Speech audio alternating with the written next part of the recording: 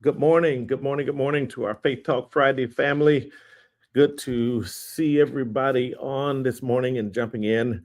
We appreciate you being on this morning. So grateful for this day, another day that was not promised to any of us, but we're certainly thankful for God's blessings on us all. And I again appreciate you being here and for this investment of your time in this space. And we're just grateful. So we're going to get started. I want to just give a few shout outs. I see I have some people on and some are still jumping in.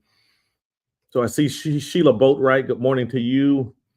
I see you are on. Thanks for joining. God bless you. Stephanie Martin Cox. God bless you. Thank you for joining as well. My sister Lisa Young is on. God bless you. Thanks for joining. Carice Watkins, good morning to you. Thank you for joining. My wife Raina is on. Good morning to you. Thanks for joining. Latasha McKenzie, God bless you. Good to see you on. Thank you for joining. Frida Carmack, good morning. Good morning. Good to see you on this morning. Roland Goodman, good morning to you, sir. Thank you for joining as well. My friend Chris Johnson, good to see you on, sir.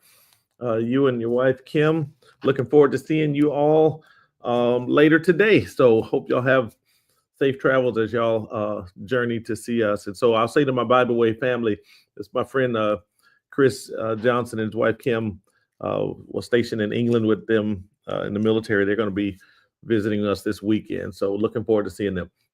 Phaedra Carolina, good morning to you. Thanks for joining. Dorothy Campbell, good morning. Good morning. Tressa Fuller, good morning to you. I'm not sure what part of the world you are on. I know you've been traveling a lot lately, so we've been praying for you. Hope all is well with you and your family. Patricia Carmack, good morning. Good morning to you. Good to see you on. Tabari Jenkins, good morning to you, sir. Thanks for joining. Joanne Brown, God bless you. Good morning to you. Good to see you on. Ruby Thrower, good morning. Good morning. Katrina Starks, God bless you. Good morning to you. Sonia Levine, good morning to you as well. And I hope I got everybody.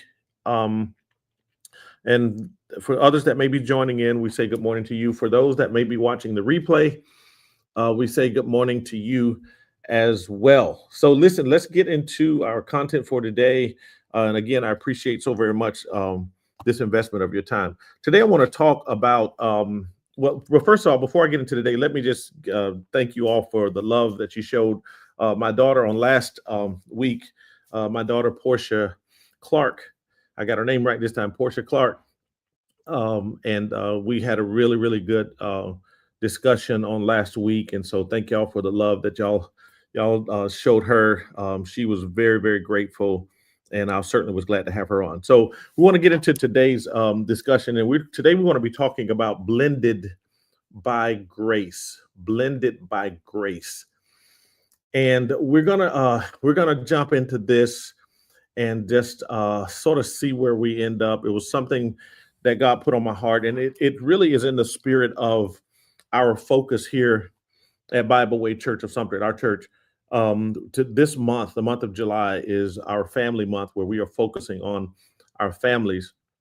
And I was just in my prayer and meditation, this thought that we're talking about today sort of emerged, and I wanted to share it with our Faith Talk Friday family today. So, blended by grace. I'll give you a quick scripture, Ephesians chapter 4, verses 2 through verse 3, from the New Living Translation. And it reads, "Always be humble and gentle. Be patient with each other, making allowance for each other's faults because of your love. Make every effort to keep yourselves united in the Spirit, binding yourselves together with peace." I think that's worth repeating. Let me just read that again. Again, it's Ephesians 4, verses 2 through 3. Always be humble and gentle. Be patient with each other, making allowance for each other's faults because of your love. Make every effort to keep yourselves united in the Spirit, binding yourselves together with peace. So as we talk about blended by grace, sort of the big idea of this, our main thought is blended families are not broken families. Let me just start there. Blended families are not broken families. And really, if you think about it from God's perspective, they are beautiful, complex families that are knit together by God's grace. Good morning, Byron Morton. Good to see you on, sir. Thanks for joining. Good morning, Bishop Mother Belton. Good to see you all on as well. So blended families are not broken families. They're beautiful or beautifully complex families that are knit together by God's grace. And so blended families, they may come with unique challenges. Different backgrounds. When you talk about blended families, different backgrounds, different histories, different expectations, but they all carry a unique strength. And I wanted to lean in on this point because blended families are really, I think, a dominant part of our culture, have become a dominant part of our culture and our society. And if you are not a part of a blended family directly, then I'm sure somebody close to you, they are. I'm just even thinking about the number of just say weddings that I've done in marriage counseling that I've done, premarital counseling. The majority of the ones that I've done have involved blended families or a component of blended families. And so it's a very real reality of our times. So it takes great humility. It takes a significant degree of humility, patience, and intentional love to build unity. Please hear me, to build unity where there was once division. It takes a tremendous degree of patience and intentional love, humility, to build where there was once division. So it has to be very intentional. for blended families to work and to experience the grace of God, it has to be done with intentionality and with a significant degree of intentionality. But I want to encourage everyone that's listening to me today. God specializes in bringing harmony out of difference. He specializes in bringing harmony out of difference. We do not have the luxury of a perfect scenario in every instance. There's an ideal, and then there's also the reality. And sometimes the reality doesn't match the ideal. In other words, there's a way that things should be, there's a way that things ought to be, but how things actually are doesn't always align itself with the way it should be in terms of life and how things work out. But when as it pertains to the blended by grace concept that we're talking about today, when Jesus becomes the center, when he becomes the center of every part, when he becomes the center of every aspect of your life, every part, and I'll say every part, the biological, the bonus family, the bonded, the blended, everything can thrive when God becomes the center. So the concept of the blended family, as we look at it, if that's your reality, that's not a detractor, or that's not a liability. The fact that you may be a part of a blended family is not a liability, because when you factor Christ in any equation, that equation will always end up in the positive. There is no negative result. There's no negative answer or negative outcome when Christ is factored into the equation.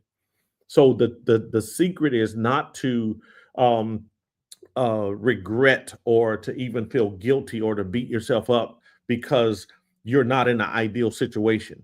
The secret is, listen, whatever has caused this situation to be, let's put Christ in the center of it, and Christ in the center makes all the difference. And so you don't have to be perfect to be peaceful. You don't have to be perfect to walk in the favor and the grace of God. God can take uh yours and mine and ours. He can take all of that and form something beautiful. He can take it and form something sacred. He can take all of those individualities and all of those different components, and he can make something beautiful. And so when we have prayer as our focus, when we have prayer and forgiveness and constant love is a part of our lives and is a part of our families, when we factor those things in, blended families, ladies and gentlemen, can become living testimonies to God's reconciling power. Good morning, Tracy Nelson. Good to see you on. Thanks for joining. I'm going to say that again. With prayer and with forgiveness and with consistent love, blended families can become living testimonies of God's reconciling power. So think about it this way. A master artist can take shattered glass, and he can take that shattered glass and turn it into a stained glass window. Shattered glass can become a beautiful stained glass window. The cracks don't cancel the beauty they created. Please hear me with your spirit on this. The cracks, the brokenness don't cancel the beauty they created. So what I have learned, I've been around just long enough to know that sometimes there is brokenness by design. Sometimes there is brokenness by design. And my Bible says that God can turn our ashes into beauty. He can take brokenness and make something beautiful out of it. And many of you that's even listening to me now can see, and you are living testimonies of how God has taken brokenness and he's turned it into something beautiful. So blended families may start with brokenness, but they thrive by building with grace. Blended families may start with brokenness, but they thrive by building with grace. And so this weekend, I want to just encourage everybody that's listening to me this weekend and throughout the coming days and weeks and months. I want you to lean into grace. And if this doesn't apply to your family directly, if your family is not a blended family, then I'm sure you have someone close to you or someone that you know that is impacted by this. And perhaps God will use you to be able to encourage someone else. So lean into grace. So whether you're a step parent, a step child, um, or you're navigating these challenges of merging homes and merging history, God sees you. God sees you. And sometimes we can put labels, we can put that step label on something, and sometimes that can impact how we actually navigate through these spaces. But listen, God sees you. You are blending and merging homes and merging families, merging histories. And God is right there all the way as long as you keep Him first. So don't measure success by the absence of conflict. Don't measure success by the absence of tension, the absence of stress, the absence of conflict, but measure success by the presence of intentional love. So regardless of your family dynamic, your love can be intentional, and it should be intentional. How well are you loving? Not how perfect are you, or how perfectly have you sort of laid out the path of your life or every decision that you made. Listen, make sure that you put God first. Your success is not measured by the absence of conflict, again, but it's by the presence of intentional love. So I want to encourage you to commit to the process. What do I mean by that? Commit to the process. Let me give you a couple things that can help maybe explain what I mean by that. Commit to the process of your families being blended by grace. Commit to this process that God wants to make beautiful. Commit to the process. What does that mean? Apologize quickly. Be quick to apologize. Speak kindly. Give grace. Laugh freely. Pray often. Do these things. Pray together. Let the glue of your families be grace. Let grace be the glue of your family. When we talk about blended by grace, blending isn't about erasing differences. Please hear me, ladies and gentlemen. Blending is not about erasing differences, it's about choosing unity despite the differences. So don't cringe or don't look at the differences as a liability. Use those differences and choose God, choose unity despite those differences. So you're not less of a family because your journey started differently. Sometimes the enemy can really, really attack in this area by comparisons. I have seen and witnessed so many people look down on their situation or on their families because their families are not the result of an ideal situation. I've seen people look down and on themselves and feel less than because somebody else seems to be thriving or accomplishing more than they are. You're not less of a family because your journey started differently. You are evidence, listen, that God can redeem anything. Your blended family is evidence that when you factor God in the equation, God can redeem anything. There is nothing too hard for God. There is nothing too broken that God cannot intervene in and He cannot have an impact. So, listen, I want to encourage you, those of you that have blended families, be encouraged. God is not looking less on you. You are not less capable. You are not less qualified. You are not less anything. God can take a little bit and make it much. And I want to say to those who don't have, even those who don't have blended families, make sure you encourage those that may have blended families. God can do it. God is able. And I will tell you this, there are some blended families that are stronger than some families that are not blended, stronger in terms of impact, stronger in terms of their bond, stronger in terms of their love and their influence and the standards of godliness that are set in their home. And so I'm going to give you a few takeaways. couple takeaways, and I hope that you can take these and it'll be an encouragement to you. So 3 key takeaways before we wrap up here. Number one, I want to share with you, grace is the glue that holds blended families together. Grace. Our topic today is blended by grace. Grace is the glue that holds blended families together. We have to give each other grace. We have to give ourselves grace.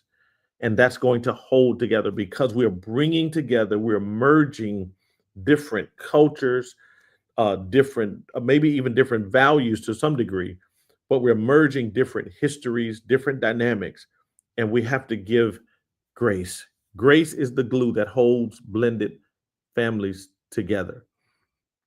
Number two, God uses patience, prayer, and love to create unity from diversity.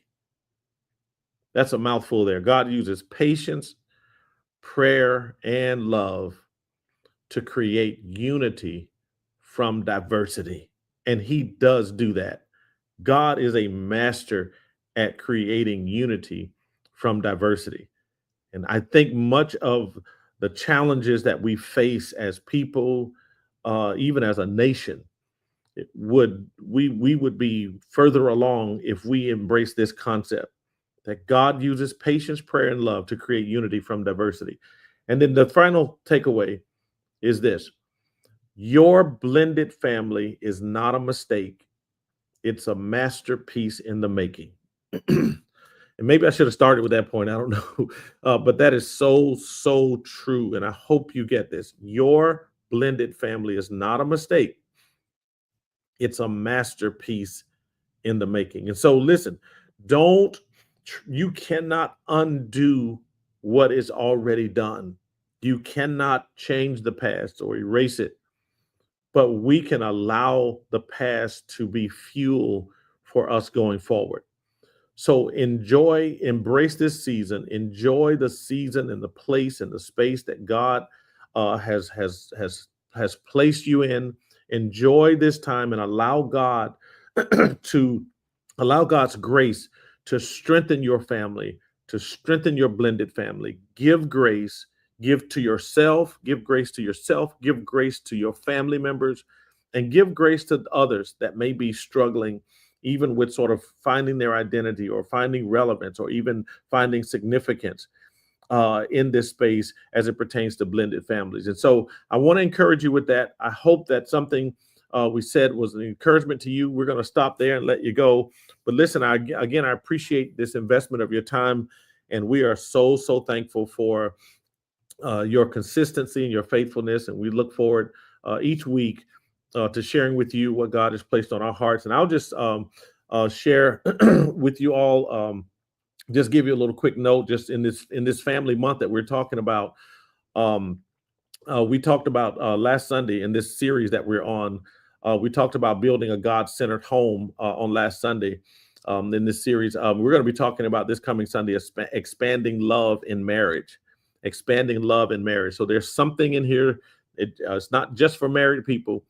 We're talking about expanding love in marriage. And so we're going to be sending a word. God is sending a word for married couples. He's sending a word for singles, for those that are engaged.